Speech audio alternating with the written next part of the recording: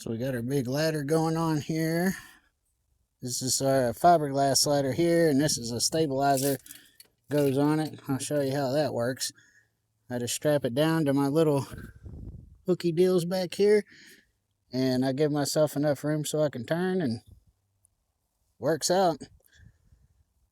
You wouldn't think this golf cart and this little wagon could haul so much stuff.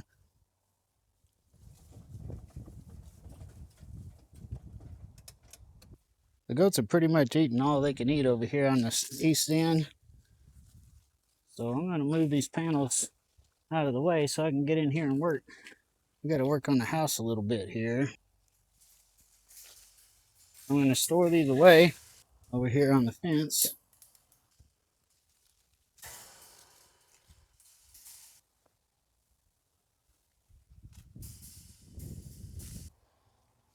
So what this does, this is a stabilizer, and it has these rubber silicone little boot things on it, so that first thing it does, it stabilizes the ladder.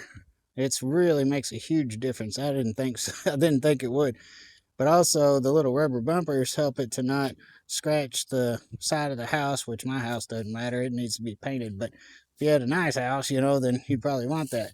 So this thing goes up here and mounts onto the rungs here. So in order to install it, you gotta slide this part out a little bit first.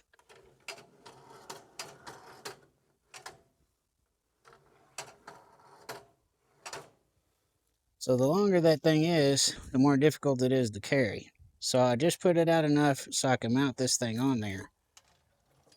To mount this thing right here is kind of like a little ratchet thingy. Then you have this safety pin that goes through these holes right here and here. So I always put the safety pin in because I don't want this thing coming off and me flopping over or something weird happening. Basically, all you do is just put this on the top rung here and line that down there. So the little ratchet thing, it kind of keeps it on there. But I want to be real sure, so I put this on too.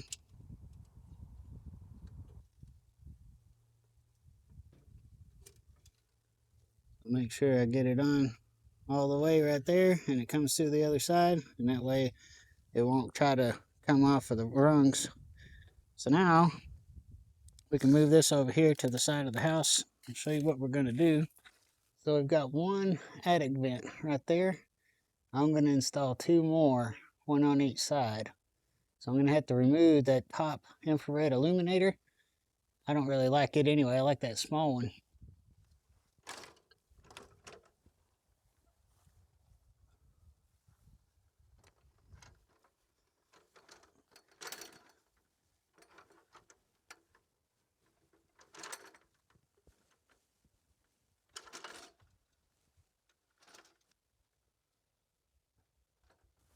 So I want to show you something.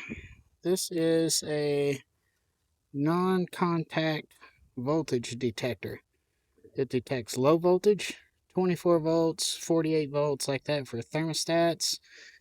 And it detects normal voltage, like 120 and 240, which is what we have here. And it also detects high voltage, like 10,000 volts if you have a,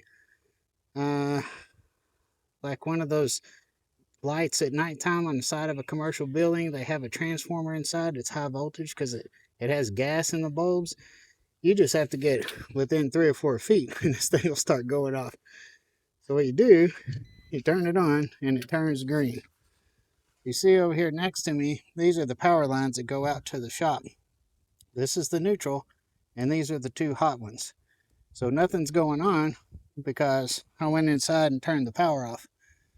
Now these are insulated, but there have been times in the past where this ladder would somehow get hung up in these things. I don't even know how it happens. It's crazy. But every time I come out here, I turn it off because I just don't want to get involved in electricity. They teach you when you're a kid not to get on a ladder around the power lines, okay? So they're really talking about those big ones up there, but as far as I'm concerned, if I'm on a ladder, I don't want this either. So I thought I'd give you a better idea on this non-contact voltage detector, how it works.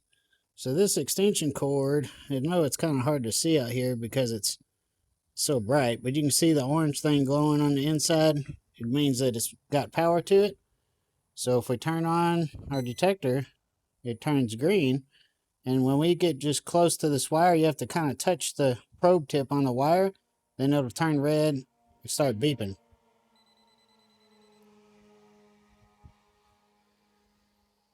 So you see in the end, right here, there's a small side and a big side. So the small side and big side, whichever one is the white wire and the black wire, I don't remember which it is, but they're kind of spiraling through the inside of here. So when you touch this to the outside of it, you have to touch it to both sides because if you have the white wire, it won't detect that. It won't detect potential. The black wire has potential. This is AC here. So here, see what it's doing? But if I come up underneath it, see now? It's not going because where the probe is on the back side here, there's no potential. Bring it around the corner, it starts going off. See? Roll it around the back side, it goes away. So whenever you're testing power on a wire, you have to touch it all the way around to be sure if you have power or not. Or you can just stick it in the hole right here in the end. Normally, if you just get close to it, it starts going off. But if you want to be sure, you can stick it in there. That's what that little spade thing is for on the end right there. It's made to go into a plug. Also, one other thing, if you want to check a low voltage, see how it's green right now, you push and hold this button and it turns blue. That's for low voltage, like a thermostat wire or a doorbell or something like that. 24 volts, 48 volts. And then if you want to change back, you just push and hold the button again right here. And this is going to detect 120, 240, and high voltage. It's all for everything like 10,000 volts from a transformer or something. You get within 3 feet of it, this thing will start honking. So this is the vent I'm going to install. I'm going to put 2 today and then a total of 4. We'll have 2 more later. This thing I got at Lowe's. This is 12 by 18. You see how the stabilizer bar works? Works real good. Very stable. So I have some holes. I already drilled them in the wall. 1, 2, 3, 4. And I came up here in the wintertime and did that. Marked out general concept. You can see this infrared illuminator, and this is an infrared illuminator. This one is way better.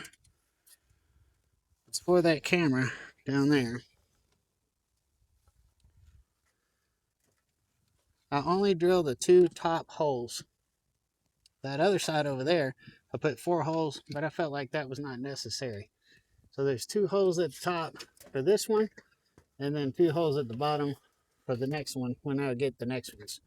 So today we're going to put 1 on that side and 1 on this side. But you can see this infrared illuminator is in our way.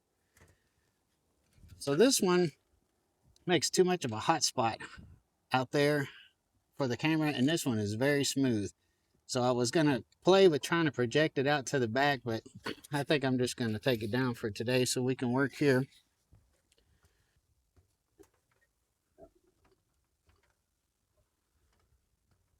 Okay, so I removed that infrared illuminator over here. Now I'm gonna try to line the top corners up with these 2 holes up here and then draw a line with a pencil. So let's see how we're lining up here. That's pretty good. I've got this little level.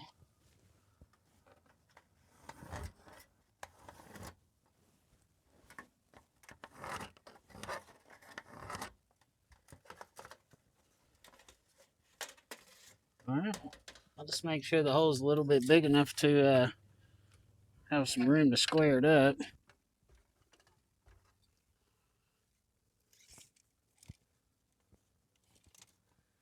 That's exactly 12. That's exactly 18. So I'll just make sure that I cut on the outside of the lines. That'll give me a little room if I need it.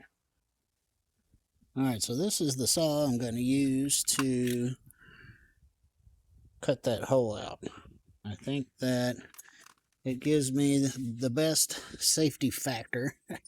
So I need to use the drill to get me 2 holes at the bottom started. So a trusty drill bit set right here. The largest one, which I'm kind of thinking is a 3/8. It looks like it's going to give me enough room for my blade to get in there and turn and pivot and stuff. So we're going to drill those bottom 2 holes with this. All right, so we've got those holes up here at the top. They're already on the outside. And I know that I want to cut on the outside of these lines, so I'm going to put my drill bit right outside the corner. I've already been in the attic, so I know there's no electrical stuff right here, but that side over there, that's one reason why I drilled all 4 holes, because these electric wires kind of float around in there. So I've got some safety glasses, old school, just in case the wind blows and some dumb something happens while I'm up here on this ladder.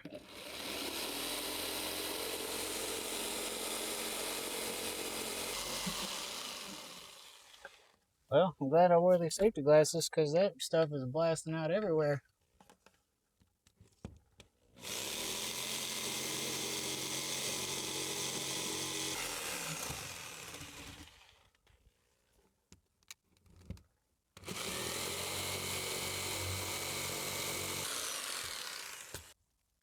All right, I'm thinking that I'm just going to push this inside so they can be here just in case I ever want to fill that hole again. So you see this sheetrock screw? This is what was holding that infrared illuminator. See how it's all rusty? So if I put this kind of screw in there, sheetrock screw, it's just going to have rust running down the front and be all ugly. So we may be ghetto, but we don't want to be ugly. So what we're going to do is kind of start the hole with this one because it's got a nice point and these things start good. But this one right here is what we're going to use. This is a zinc plated, basically a galvanized screw. So these things won't rust, and they are about 1/2 inch long. I've got these bigger ones that are 3/4 inch. Probably be the better way to do it, but for now I'm going with these little ones. All right, so this thing's aluminum, and I'm just going to use a framing nail and a hammer and just punch me a hole, kind of get started.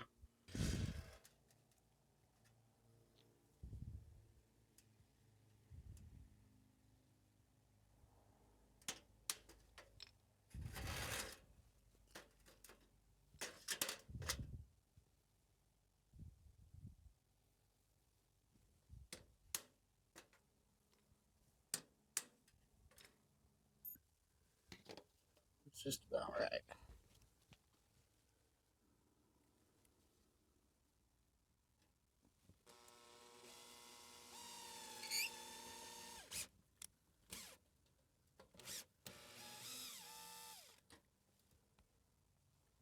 That's our starter hole. I'll put the real screws to it.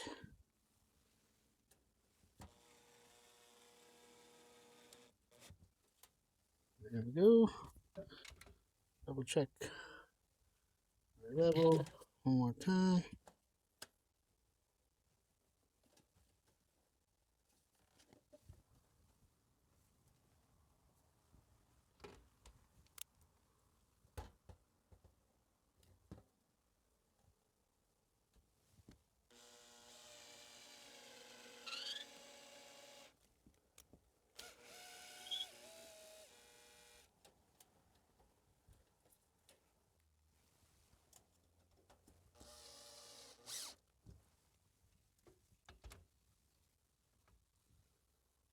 No, there's nothing we can do about it now. Well, let's just check.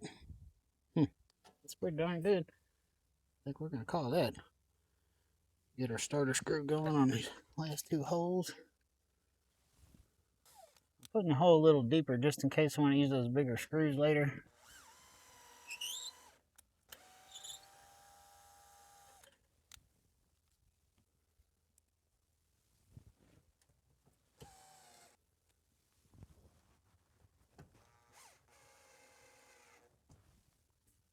All right, buddy. One down. Oh, there's some good airflow too. That's good. That one there. We'll get another one for the bottom section later. I don't have it yet. But the other one that I have, we're going to put over there. So being how we have these power wires right next to us right here. Power is off. We already checked it. I drilled the 4 holes on this side so that I wouldn't accidentally get into some power wires. So my understanding is everything is a clear go. So we're gonna kind of line this up with these holes. Now, let's see what our level says. Level says good.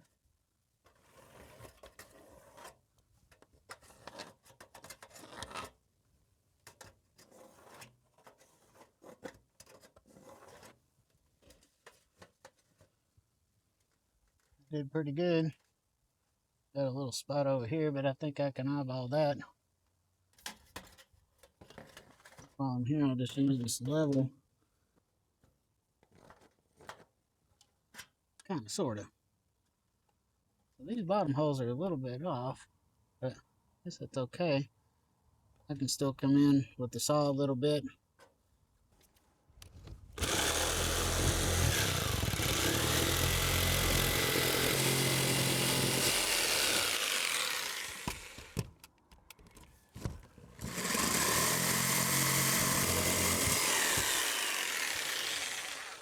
One thing I learned is on these kind of ladders, you want to be sure that these things right here actually hook all the way over on the other side of this thing, because sometimes they'll get stuck right here in the middle. I've had that happen probably 3 times in my life, and one of them, believe it or not, I was young enough I was able to jump off of it. I was only about 4 or 5 feet off the ground, but sucker darn near got me. So every time you work on one of these extension ladders, make sure this thing is all the way hooked on the other side of the rung. Okay, get us some starter holes going here.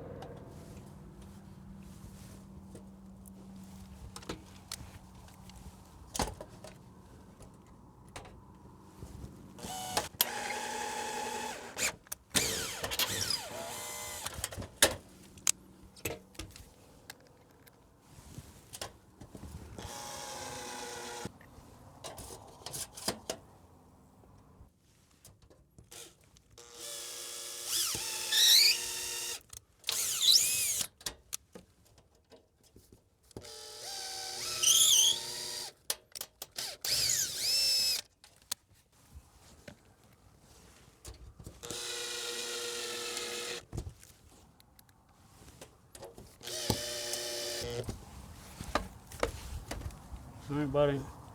That's 2. Okay, that's everything right there. We got the one on this side and the one over on that side. And the one in the middle is the original one. So we have room for 2 more later. But for now, that'll give us a little more ventilation.